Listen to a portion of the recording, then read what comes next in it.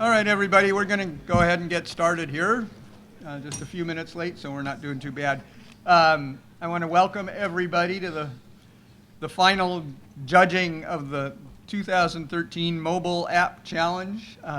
This has been a great year for the challenge, and we've had a lot of participants, and hopefully everybody's had a good time. I know we have. As I think probably most of the people in this room know, the Mobile App Challenge is a joint venture between University of Chicago IT Services, the Polsky Center for Entrepreneurship, and UChicago Tech. And the idea is really to gather the best ideas for mobile applications from across the university and really take the best of those ideas and move them forward. And it's been tremendously successful at doing exactly that, and we're really proud of everybody who's entered and put in a lot of work to get to this point. So again, as I think most people know in this room, this year's Mobile App Challenge has been 3 quarters long in 3 different phases. We started with 113 entries, and we are ending up today with 3 really fine apps that will be demoed and then judged. You know, it's no secret that there's a lot of bright minds at the University of Chicago, right? That's why we're here. And increasingly, we're trying to make it known that there's a lot of innovative work going on here, and that the university really is a center for entrepreneurial innovation in Chicago, and particularly on the south side of Chicago. So this is just one of a number of activities that are going on here at the university to really showcase that. Like I said, we got participation from all across the university, and it wasn't just from the normal sort of gearhead departments you expect to participate in these things, but we got people from the business school, from the Oriental Institute, you know, social sciences, really people from all over the institution in all walks of life are thinking about mobile as a way to answer some of the challenges that they face in their lives and in their work. For the finals, we have 3 really great judges who have volunteered their time to be with us today. So on the video there in front of Cornelia, we have Frank Bentley, who is a principal research scientist at Yahoo Labs, and he's coming to us live from Sunnyvale, California. Thank you, Frank. John Moore is the CIO of the MacArthur Foundation and a UChicago staff alum, and we're pleased to have him back on campus to help us out with this. And Jonathan Ozeran is the Vice President for Product and Mobile at Rexeloo, which is a really interesting company doing solutions for recruiting and doing mobile and web-based solutions for recruiting. So if you haven't checked them out, please do. One of the things that one of the groups of people we really want to thank are our interns who have been working with us this past quarter to actually take the 3 finalist ideas and code them up into real apps that can be demoed for you today. And this has been, you know, when we first started thinking we would do this with interns, we were, well, I don't know if anybody else was, but I was a little nervous about whether this was really going to succeed. And it's succeeded beyond our wildest imagination. And I really want to thank Joe, Alex, Julie, Adam, and Andrew. Stand up, you guys. And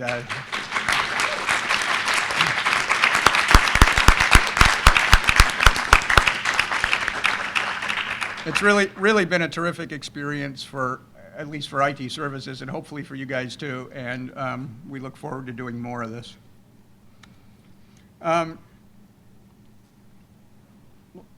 Like I said, this is a partnership between IT Services, Polsky, and UChicago Tech, and there's a bunch of people from those organizations who really we need to thank for making this a reality. So probably first and foremost is Cornelia Bailey, who really took this from a germ of an idea last year and built it into the program we've had this year, and we'll continue to run with it next year. And Chris Rydell, who's sort of been her partner in crime on this. Tom Campare, Fritz, and Josh have helped to mentor and shepherd the interns and the technical process as we've moved that forward. And Heather Mirabelli has helped with our graphics work and our communications stuff. From UChicago Tech, who in addition to all the work they've put into this and their willingness to participate, we really need to thank for putting up the prize money, which was totally unexpected, but really a nice incentive for people to participate. So Alan Thomas, Adam Conway, Eric Ginsberg, Glenna Smith, Marty Palermo, and Louise Railing. Louise is the entrepreneur in residence, and she's been a great help to working with our interns and our staff. So this has been a terrific relationship for all of us, I think. And then really everybody at the Polsky Center has really helped out in one way or another, but particularly Star Marcello, Jonathan Allen, Megan Fisher, and Tracy Elder have really been a part of this and helped move it forward. And I can only comment from the IT services perspective, but we have learned a tremendous amount from Polsky and UChicago Tech over the course of this, and we really want to thank all of you for sharing your knowledge and your energy with us to make this happen. So, we have 3 finalists today that are going to present to you. Each of the finalists will have 9 minutes to present, and they will then get 5 minutes of questions from the judges, and then the judges will confer for about an hour, and we will announce the winners over at the New Venture Challenge at around 5 o'clock, right? Right. So that's the program for the rest of this hour, and without any further ado, I will call up the folks from My Roots who will start the presentations.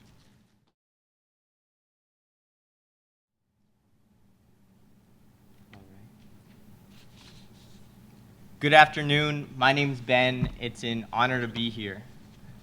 My Roots, Family Health History Made Easy, is a powerful tool designed with both patients and physicians in mind.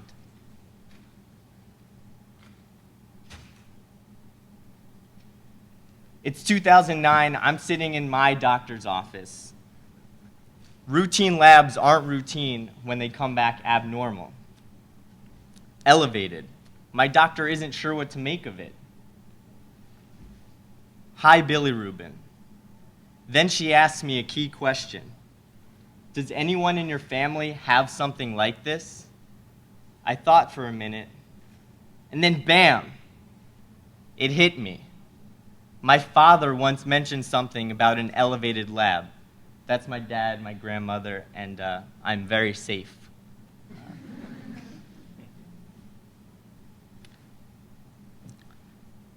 So I call my dad right there in the office. Dad, what was that lab you had a while back? Bilirubin? Yeah, that's the same one I had today. Gilles who? Gilbert syndrome, a benign condition that results in hyperbilirubinemia.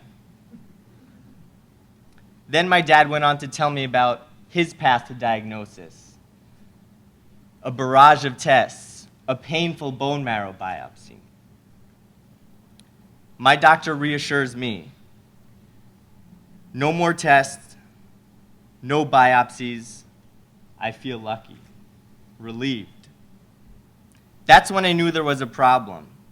What if I hadn't known to ask my father? What if Gilbert's wasn't benign? How many other people out there could be helped if we knew more about our histories? In medical school, I saw the problem was greater than I expected. Every question we ask is a piece of a puzzle. Patients often can answer questions about themselves, but when it comes to their family, they're stumped. My grandmother had cancer. I'm not sure what type or when she was diagnosed. relatives may pass away before we can ask them these key questions that impact the health of the entire family. This information is too important to be lost. My roots is the missing piece of the puzzle. It sparks dialogue among patients and their families, patients and their physicians. With the shortage of primary care doctors, physicians will be forced to spend less time and see more patients. Family history is not only key to making diagnoses, but it can also dictate screening and prevention of various conditions: diabetes, depression, cancer, heart disease.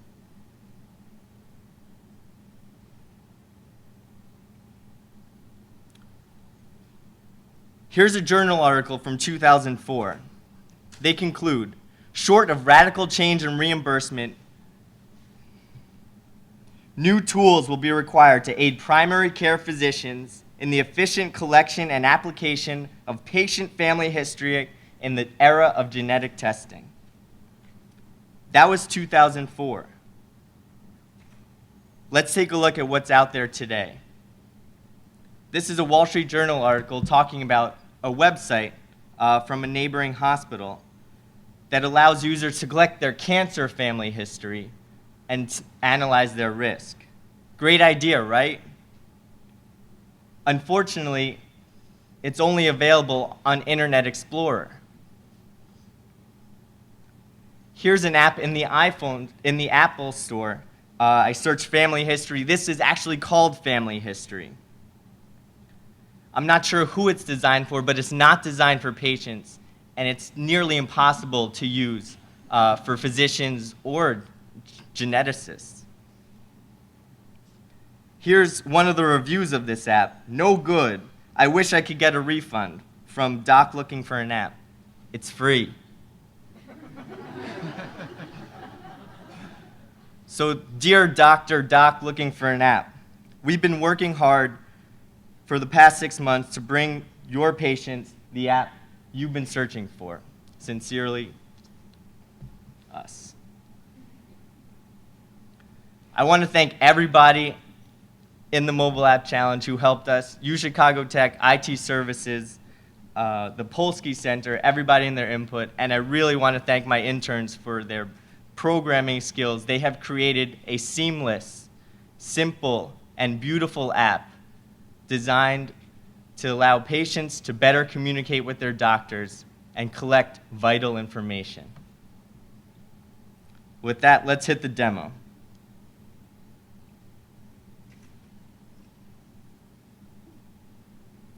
This is a welcome screen telling the patients what the app is about and what we're going to do with it. Through this demonstration, you'll see how simple it is to enter this information and how smart the app is in processing this information and making suggestions about conversations that patients can have with their families and with their doctor. I've already entered some of the information here, but let's get started with my mother. Monica. Now I'll just select add a condition. Here I have a picker that allows me to choose from a preset condition, from breast cancer to diabetes, high blood pressure to stroke. I also have the option of entering a condition that's not listed here. I'm not sure what my mom has. Let's ask her. Right here in the app, I'm able to contact her by email, phone, or message. Let's send her a message quickly. Hey, Mom. We'll see if she responds. She just got an iPhone 5. She's way more advanced than I am with the 4. Let's see. Now we'll go to see what information I have. Now, it asked me for my age, and screening tools differ based on age and based on all the information that I'm entering. So right now it's not telling me to go for any screening, but if I change, let's change me to a female, it'll tell me to schedule a pap smear. It's that smart. Let's go to my tree. This is the most important part of the app, where I'm able to see my tree and see the patterns that I've entered. You can see here that asthma runs in my family, my brothers. You can see Gilbert's. You can see everything here in one place. Finally, you're able to take this information and share it with your doctor. Right here, you let your doctor know you're using this app and you've collected this information that affects you, your children, and your brothers and sisters. Here it is, organized in a simple fashion: asthma, Gilbert's, lung cancer, heart disease. I really want to thank you so much for having me. This has been an honor, a pleasure. Everyone's worked so hard, and good luck to everyone. Thank you so much.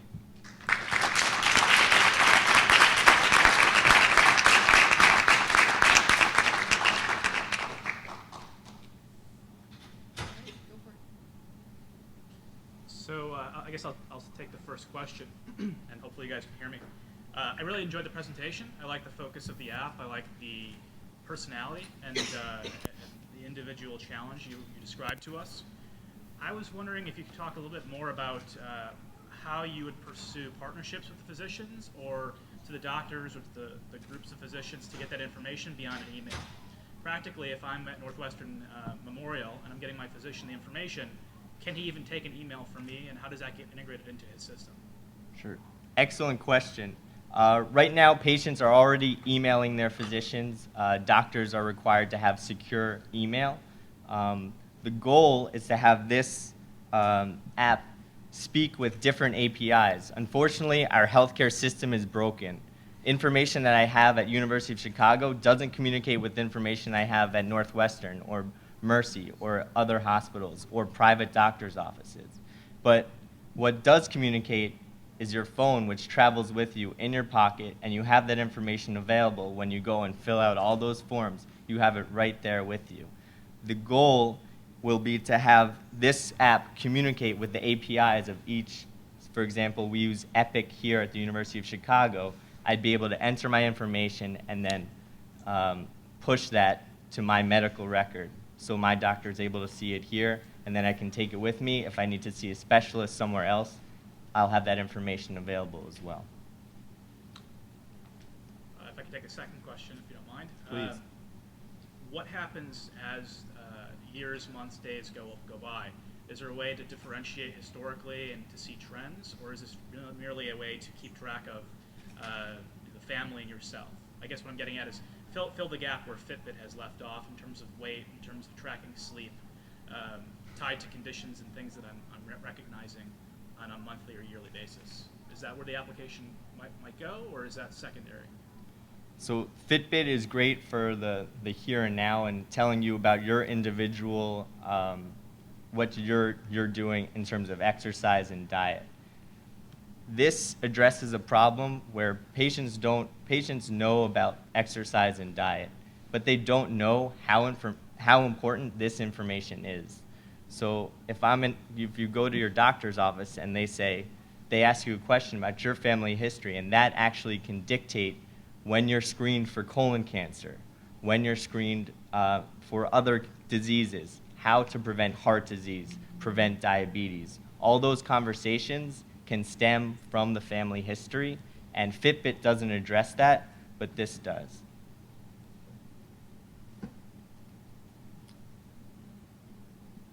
Good. Okay. I've got a question, and thanks. I thought the presentation was really good. You mentioned APIs, for example, with Epic. Have you also thought about genealogy sites and interacting with them? Because that's where some of that information may be. Sure. Of course. I think like a side product of this is the conversations that we'll have patients will have with their families. So at Thanksgiving, for example, they can talk about, oh, I was screened for this, or oh, I have heart disease and this medication worked for me.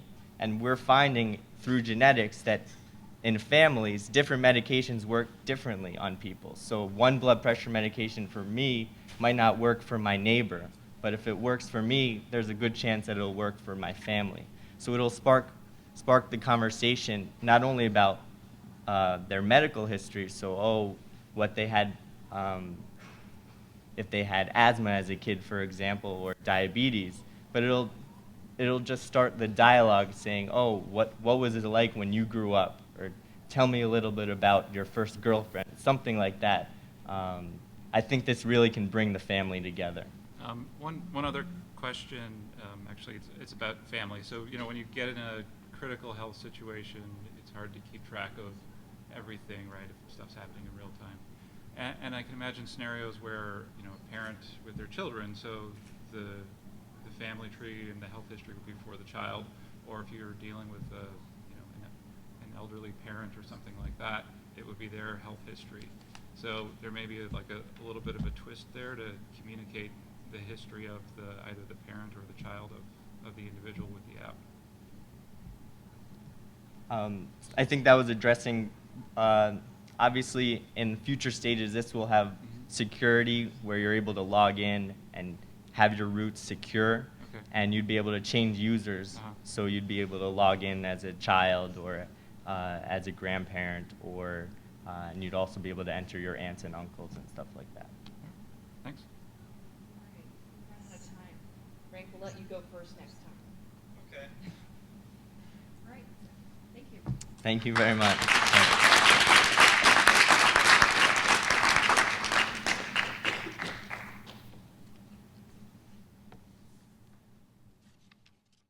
Okay, all right.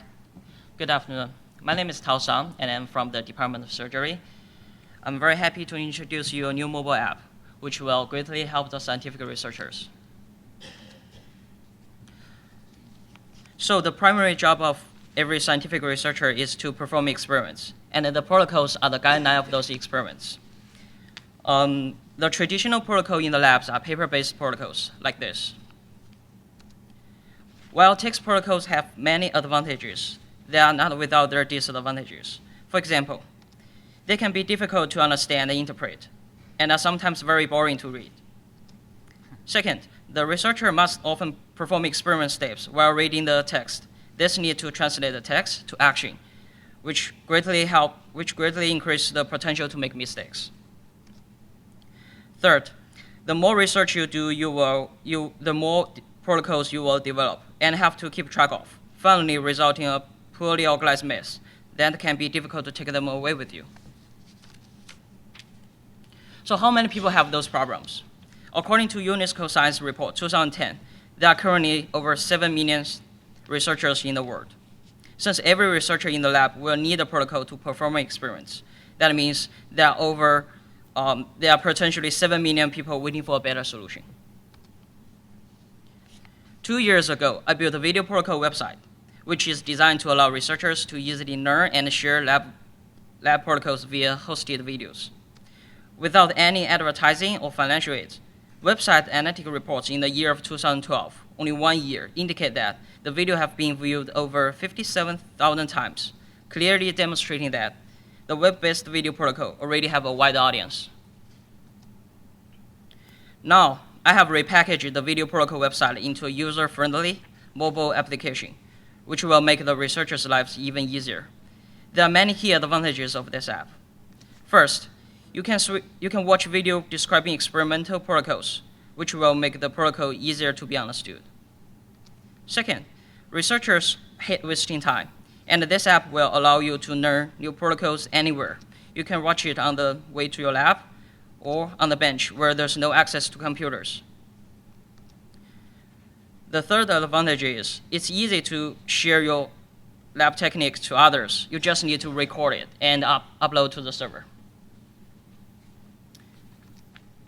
The next advantage, which I think is a very fantastic design, is that you can switch the video to step-by-step mode.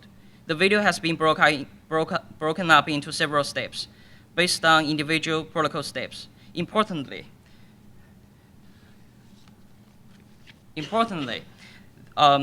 this allows you to follow the video protocol step by step while you're actually doing the experiment. As this video shows, each step of the protocol automatically pauses, give the user sufficient time to complete the step. If the experiment requires a specific wait time after a step, an integrated timer pops up and it counts down the time for you.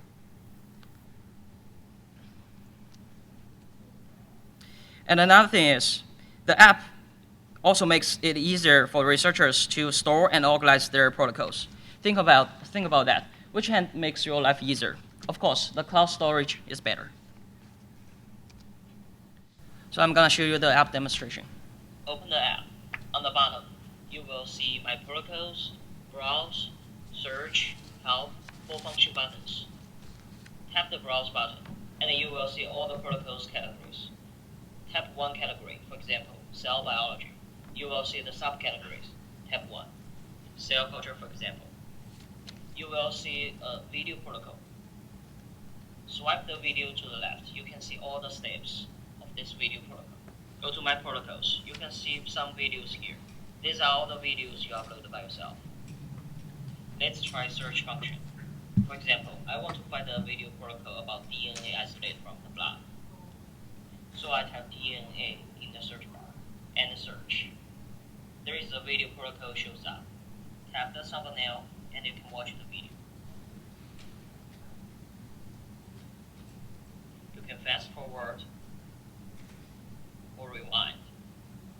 You also can switch to step-by-step mode by tapping the steps. Here you can see the several steps of this protocol. You can play from the step 1 or from any step you want. Let's try step 3 as an example. You can play video in full screen by rotating your device to landscape. Video will be paused automatically after each step. Allows you to follow the experiment step by step. Due to the experiment requires a 5 minutes wait time after this step, an integrated timer pops up and counts down the time for you. You also can skip the timer at any time by swiping the timer to the right. The next step will then start to play. You can tap the comments button to leave your comments. Press down on the top left and then go to My Protocols. You can share your video protocol by tapping the plus on the top right. Type a protocol name here, choose a category, tap anything in the protocol text. Now you can tap protocol video to record your video. Here I just record a 10 seconds video as an example. Tap use button if you want to use this video. Now you can split the video into steps by tapping add steps button according to your protocol. Tap 0 is the default first step. I will name this step as 1. I also can tap any details here about this step, and then tap down to make the next step. Name this step as 2. I would like to add 1 minute timer after this step, so I can type 1 under the timer duration. Set step 3 here, and then step 4. Once it's done, I can tap the save button on the top right to upload this video protocol to the server. Now you can see there is one more video under My Protocols page. The last button is Help page. You can find the help information here to instruct you how to use this app. So how can this app be profitable? Biotech companies face fierce competition, and therefore there's a need to advertise their products. There is an enormous possibility for biotech companies to advertise in or sponsor this app. We can produce the video protocols using particular equipment or reagent kit from the biotech company, or just simply place the company logo in the video. Another example to show why biotech companies need this is to imagine that you are a researcher looking for an experiment kit, and the 2 different companies have the same kit with the same price. How do you choose which one to buy? If one company has the added feature of video protocol available through their website, it is easy to see why researchers would choose their products over the competitors. So it is clear that there is a potential biotech interest in this mobile app. So here comes the conclusion. The protocols are easy to understand. It allows for on-the-go learning anywhere. Easily share your protocols, follow and perform the experiments in real time, step by step. Organize and store your protocols on the cloud. At last, I would like to thank IT Services, U Chicago Tech, Booth, Posky Center for helping me to realize my idea. And I would like to take any questions. Thanks.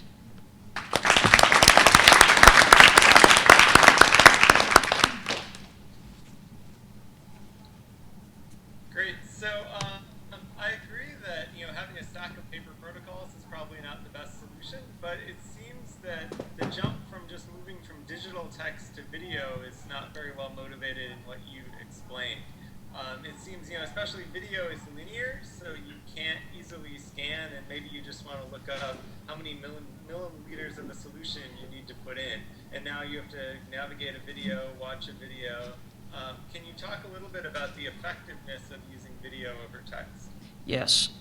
In this video, in this application, we also have a text field. You can type all the text protocols in that field. And also, you can edit your screen, to edit the video. You can name how much microliter to add, how much liters to add, like that. So it's like the composition of text protocol and the video protocol. Nice. I think the step-by-step feature is pretty cool. I'm just wondering what sort of feedback you've gotten from peers who you've shown this to. On the feedback, so some researchers have used this app. They like it very much, but the only problem is there are not as many video protocol as the text protocol. So the only problem we have now is the number of the video protocols. We have to make our own protocols to enrich this app. That's the only feedback from the researchers. Otherwise, they like it very much. Okay. They would rather watch the video rather than just read the text protocols.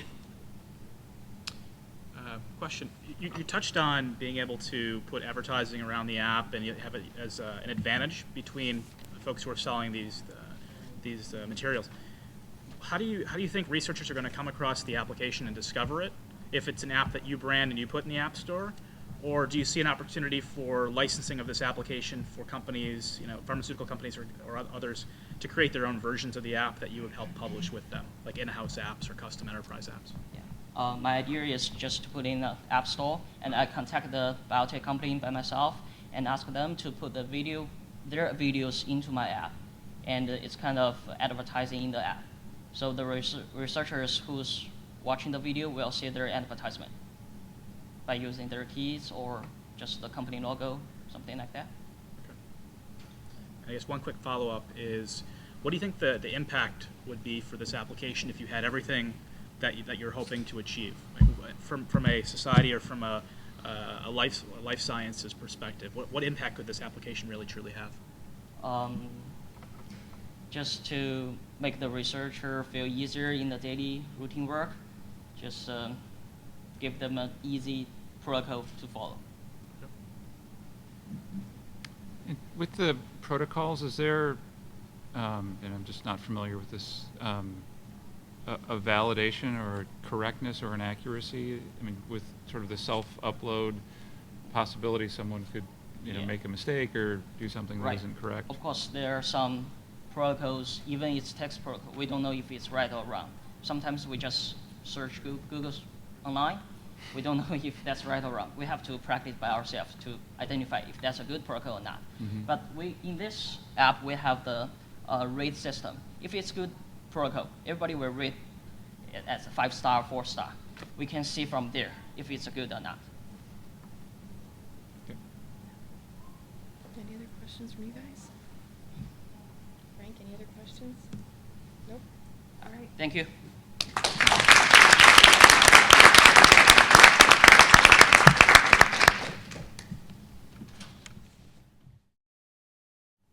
Good afternoon, everybody. I'm Leah Brodsky, and this is Priya Raja, Claire O'Grady, and Dr. David Weiser, and we are HealthSpotter. We're harnessing mobile technology to fix the ER discharge process. Imagine, it's the end of the week, 8 p.m. on a Friday, and you find yourself in the ER with your child who has just had an asthma attack. You're exhausted, you've been there for hours, and the nurse finally comes to give you discharge instructions, the stack of papers, and you're not really sure what to do next. Now imagine you're a more typical family that comes into the pediatric ER. You have your 3 other children with you because you're a single parent, and you have limited literacy skills to understand the discharge information that's given to you. This is the scenario that Dr. Beiser has seen in his 10 years in the ER, and he brought this scenario to the D4 Innovation Lab at the Polsky Center, where we learned about human-centered design, and our team came together. We took this human-centered design experience into the ER, and we found something else while we were there. Patients had smartphones. We went back to the literature, and we saw that while a patient is only spending 8 minutes with their provider every year, they're spending 32,000 minutes on their phones every year. We also saw that the Pew Center has recently done a study that indicates that patients are already accessing healthcare information on their mobile phones. When we went in and we talked to providers, they identified that one of the barriers to delivering information to their patients was the smartphone. They were distracted while the doctor was trying to talk to them playing on their phones. So we decided to meet the patients where they are and to give them discharge information and meet the pain points we saw in the ER on their smartphones through features with HealthSpotter. So discharge information is delivered in one lump all at once. HealthSpotter breaks down information day by day and also organizes the information so that patients can anticipate their recovery over the days following their discharge. HealthSpotter also deals with the problem of only text-based discharge information with video content and also the ability to record your provider when you're in the ER. Because discharge information is given at the wrong time and the wrong place, because nobody is in a good position to be remembering lots of information after they've been in the ER for a couple of hours, HealthSpotter delivers reminders so that patients can get back to their normal routine without worrying that they're going to forget to give their child their asthma medication. So we're not the only healthcare app out there, but there are 2 things that HealthSpotter thinks are very important that our competitors fail to address. We're working with the conditions that are identified as most common for discharge from the ER, rather than just focusing on a single condition as most of our competitors are. Additionally, we've focused on a specific time point when patients are highly motivated to receive and listen to health information when they're being discharged from the ER. And furthermore, HealthSpotter breaks down exactly how a patient is supposed to interact with the app every single day that they're using it. Now that I've told you a little bit about our findings in the ER and what we've tried to do with HealthSpotter, I'm going to turn it over to Claire and Priya, and they're going to show you what we've built out. Okay, we've heard about HealthSpotter's features. Now let's see how they work in practice.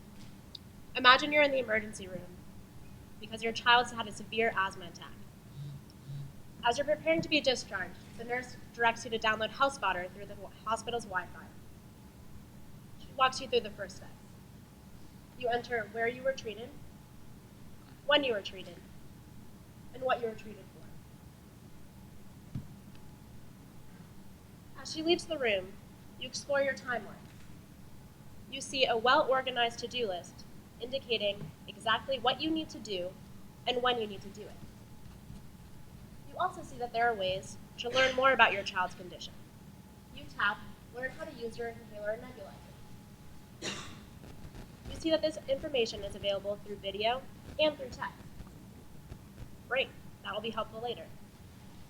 At this point, the doctor enters the room, and he suggests that you take a video of his instructions because it's been a long day and you might not remember everything later. You find record discharge instructions on your timeline. Your child should use his red rescue inhaler once every 4 hours for the next 24 hours, and then only as needed. The white inhaler is for use every day, twice a day, even when they don't have symptoms. You see that this information can be saved to your timeline so that you can access it later.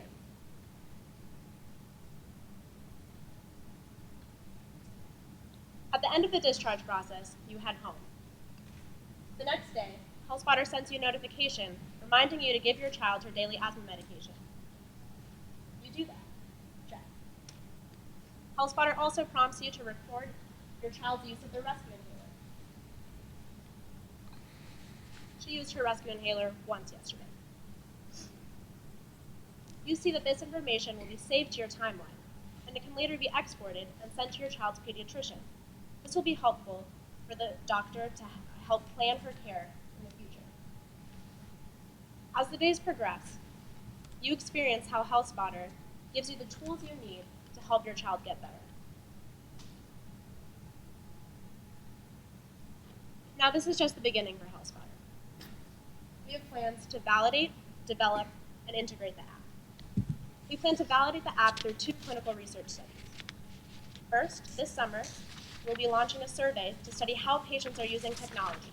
This will further our understanding of what platforms our patients are using and what features are best suited to their needs. Second, we are excited to announce that in the fall, we'll be working with Dr. Allison Tothy, the section chief of the pediatric ER here at the University of Chicago, to actually put HealthSpotter in patients' hands and test the effectiveness of the app. We'll use this information to further develop HealthSpotter. We will expand the content and develop for the 20 most common conditions that bring people to the emergency room. We'll also develop new features and include features that didn't make it into this version of the app. For example, location-based notifications and preventive health reminders. We want HealthSpotter to be part of the standard of care. Now, to do this, we plan to pursue ways to integrate HealthSpotter into electronic medical record systems. This will help us provide patient-specific discharge instructions and integrate with existing workflows. Now, this is an ambitious vision, but we believe we have the team to do it. We're an interdisciplinary team. We have Dr. David Beiser with more than 10 years of experience in the emergency room. We have Dr. Reggie St. Hilaire, who unfortunately cannot be here today, but he's an emergency medicine resident with a passion for health literacy. And we have 3 undergraduates, Leah Brodsky, Priya Raja, and myself, with academic backgrounds in life sciences and public policy, and we've each had 3 years of experience working in an emergency room setting. So we have accomplished a lot together, and we've had a lot of help along the way. So we'd like to thank everyone who's been involved, and we'd like to thank you judges. And with that, we'll open it up for questions.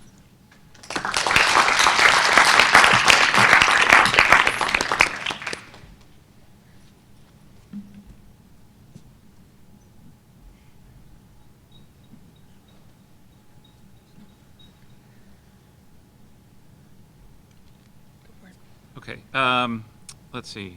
I liked the presentation and the app. Actually, I installed it a couple days ago, so I got the reminders, and I was like, what is this? I don't have asthma, so I was a little confused, but the reminders were effective. I'm interested with the integration, the location-based integration. Are you going to incorporate weather information into that as well? And what I'm thinking is like high pollen counts that have been happening lately. It seems like they've been happening lately. Yeah, I'll take that. So actually, there's some great public databases on things like air quality, for example, and there's stations all around Chicago, and that's one of the major triggers for asthma on the south side of Chicago. So I think that's a very important thing, that we be able to kind of access these databases through publicly available APIs. Right.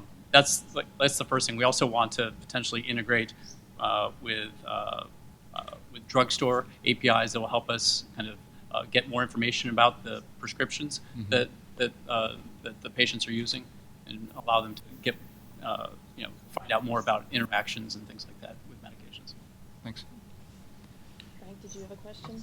Yeah, so first, I just really loved it. I loved how you were empowering the patient to learn more about what they're supposed to do, how they should use the various devices they're given. That's something I've been interested in a while, so it's great to see that you're doing that. But the question was more on how proactive the system should be. Right now, you kind of have that explicit button to share stuff back to the doctor, but do you think there should be some more involvement if things are going wrong? Sure. So one of the features that we hope to build out is a feature called Is Something Wrong? It's at the bottom of the app if you had a chance to kind of look at the timeline. And part of this feature is to allow patients to understand when they should be seeking medical attention and when they shouldn't be seeking medical attention. Perhaps parents are worried that their child has used their rescue inhaler 4 times in the past 4 days, and it's a way for patients to understand: do I need to be proactive? Are these symptoms regular? And that's something that we hope to build out more. Right now, it's just an image, but hopefully in the future, it's something where patients can interact with it, enter into symptoms, and understand or gauge how their child is doing in terms of their health progress. And we've been thinking about interesting ways to display that data to the patient, whether they're in or out of balance. And we just didn't come up with the right kind of graphical display, so we thought that we would save that for the next version. I wanted to ask, and actually before I do that, I just also wanted to compliment you on the presentation, more so for just being well organized and detailing the problem space and articulating some of the things you can do to solve it. Which brings me to my question. There's a whole lot you can put into this application, and as you describe and as the questions you answer them, how do you maintain that focus so that it's not just Swiss Army knife of apps for people who are discharged and then don't want to manage their health? It's really meant for the discharging process to manage that process.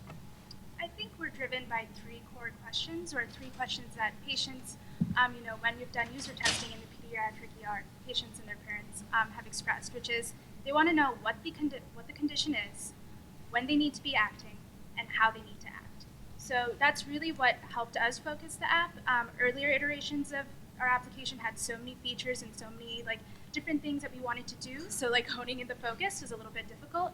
But we always brought it back to those 3 questions. What are the tools that we can use to empower patients to understand, for example, what is asthma? How do I take care of my child's asthma? And what do I need to do? And when do I need to do it? And ultimately, I think the patients will keep us focused, and as they did through the MAC process. Every time we kind of got off on a tangent, the patients would put us back on the right path. We just had to go ask them. One additional question real quick. The timeline scripts, are those standardized and hard-coded in the app, or are they dynamic and updatable over the air? So as far for the patient to update the script? So if I asthma, for example, and I see everything from that day, the next day forward, are those specific schedules specific to those conditions hard-coded, or are they dynamic and flexible depending on the physician, and can they be changed and modified?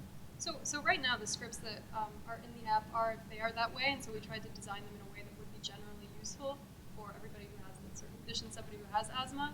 Obviously that's another one of those things where it would be nice moving forward to change that and make it more dynamic and individualized, but until then they are the way they are. And that is the standard of care right now. That is the standard of care Just right got a now. notification. To give general information for these types of conditions. Dr. Visor could explain better, but the standard of care doesn't change very much. So for everyone, the process is going to be pretty similar. We also think there might be an opportunity. We're done. Sorry, I got to cut you off. Thank you very much. Thank you.